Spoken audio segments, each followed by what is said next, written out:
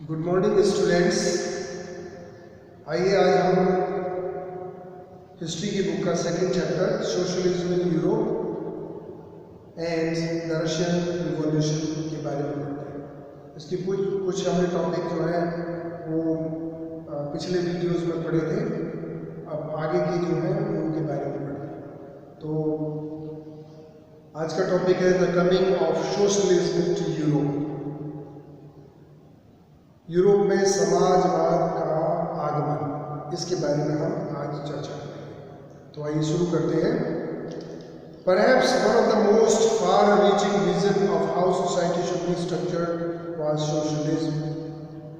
शायद सबसे दूरदर्शी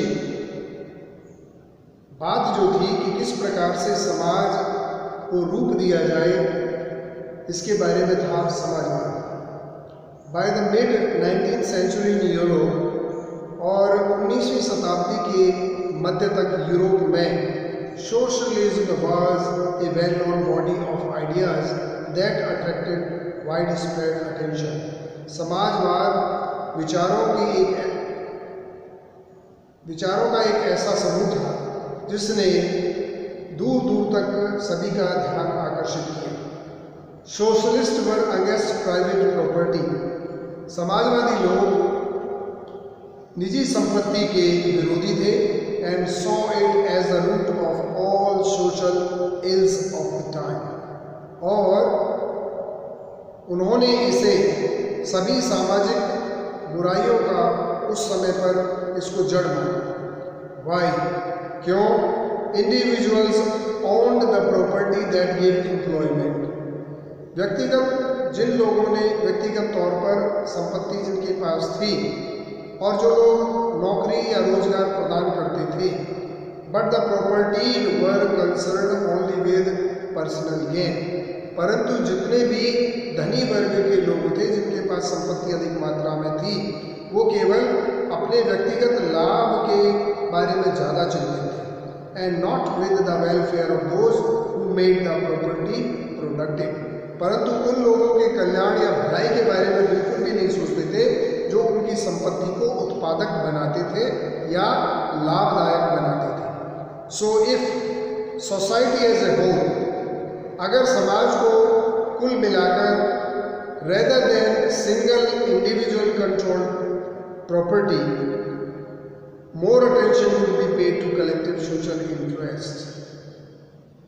तो अगर सोसाइटी सबको मिला करके बजाय कि एक व्यक्ति पूरी संपत्ति को नियंत्रित करे, more attention will be paid to collective social interest, और ज़्यादा से ज़्यादा सभी के सामाजिक स्वार्थों पर अच्छे से ध्यान दिया जाए।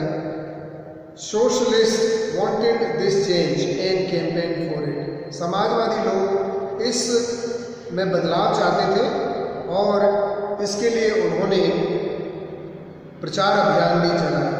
How could a society without property operate? एक समाज बिना संपत्ति के कैसे कार्य करेगा?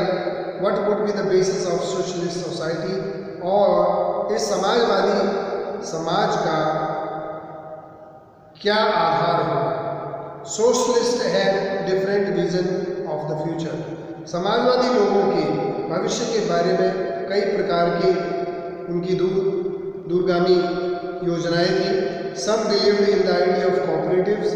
कई लोग सहकारी समितियों, सहकारिता में विश्वास करते थे।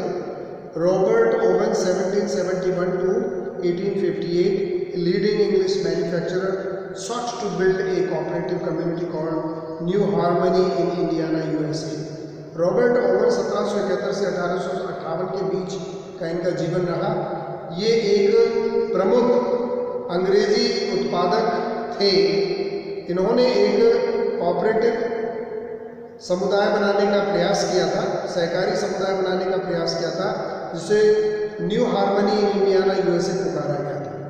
Other socialist felt that cooperatives could not be built on a wide scale only through individual initiative. और दूसरे समाजवादी जो लोग थे वो ये महसूस करते थे कि सहकारी समितियाँ, सहकारिता केवल बड़े स्तर पर एक अकेले व्यक्ति बड़े स्तर पर नहीं प्रारंभ की जा सकती, केवल ये व्यक्तिगत प्रयासों के माध्यम से ही शुरू की जा सकती है। They demanded that governments encourage cooperatives, और उन्होंने मांग की कि सरकार को कोऑपरेटिव यानी सहकारी समूह बनाने के लिए लोगों को प्रोत्साहित करना चाहिए। In France, for instance, Louis Blanc 1813 to 1882, France में उदाहरण के लिए लुइस ब्लांक 1813-1882 के जीवन काल के दौरान wanted the government to encourage cooperatives, वो चाहते थे कि सरकार सहकारिता को प्रोत्साहित करे एंड रिप्लेस कैपिटलिस्ट एंटरप्राइजेस, और ये सहकारी समूह उन पूंजीपति उद्यमों का स्थान ले लें। These cooperatives were to be associations of people who produce goods together. ये कोऑपरेटिव सहकारी समूह उन लोगों का संघ होगा जो इकट्ठा होकर वस्तुओं का उत्पादन करते हैं। And divide the profit according to the work done by the member, और इसका जो लाभ है वो आपस में उनके काम के आधार पर आपस में बांट लिया है। Karl Marx 1818 to 1883, Karl Marx and Friedrich Engels 1822 to 1895 added other ideas to this body of argument. और इस बहस के मुद्दे में कार्ल मार्क्स 1818-1883 और फ्रेडरिक एंजल्स 1820-1895 ने दूसरे विचारों को भी इसमें शामिल कर दिया। Marks argued that industrial society was capitalist. Marks ने कहा कि औद्योगिक जो समाज है वो पूंजीपति है। Capitalist own the capital invested in factories and the profit of capitalist was produced by workers.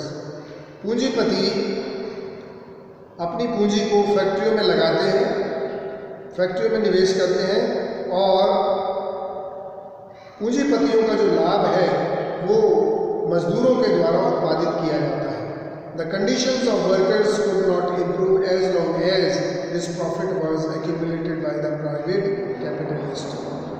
मजदूरों की जो स्थिति है वो तब तक बेहतर नहीं हो सकती जब तक ये जो लाभ है फैक्ट्री का वो उनके जब तक ये लाभ निजी पूंजीपतियों के द्वारा इकट्ठा किया जाता रहेगा तब तक कामगारों की जो स्थिति है वो नहीं सुधरेगी। Workers had to overthrow capitalism, मजदूरों को इस पूंजीवाद को उखाड़ फेंकना होगा। And the rule of private property, और निजी संपत्ति के कानून को बदलना होगा। Marx believed that to free themselves from capitalist exploitation, Marx का विश्वास था कि अपने आप को पूंजीपतियों के शोषण से मुक्त करने के लिए workers had to construct a radically socialist society where all property was socially controlled, कि सभी मजदूरों को एक उग्र विचारों वाली सामाजिक समूह का निर्माण करना चाहिए जहां पर सारी संपत्ति समाज के द्वारा नियंत्रित की जाती थी। This would be A communist society, और इसे साम्यवादी समाज कहा जाएगा। He was convinced that workers would Triumph in their conflict with capitalist. उसे पूरा विश्वास था कि मजदूर लोग पूंजीपतियों के साथ झगड़े में विजयी होंगे। A communist society was the natural society of the future, एक साम्यवादी समाज प्राकृतिक तौर का समाज है भविष्य की। तो आज के लिए इतना ही काफ़ी है, कल बाकी के जो बचे हुए टॉपिक हैं उन्हें पढ़ाएंगे। आशा है आपको ये समझ में अच्छे से आ जाएगा। तो thank you very much, have a great day.